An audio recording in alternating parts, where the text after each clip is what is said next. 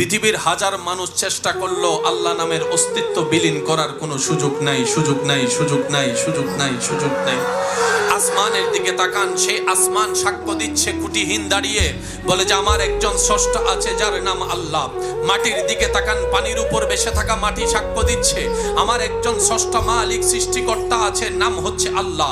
সাগর পারে চলে যান, সাগরের ঢেউ ঢেউয়ের মধ্যে যদি খেয়াল করে দেখেন, সাগরের প্রত্যেকটা ঢেউর ছন্দ ছন্দ বলবে আমি এমনে প্রবাহিত হচ্ছি না, একজনের হুকুমে প্রবাহিত হচ্ছি, একজনের হুকুমে প্রবাহিত হচ্ছি। সেই ছন্দ বলে দিবে আমার সেই প্রবাহনকারীর হুকুমদাতা আমার আল্লাহ।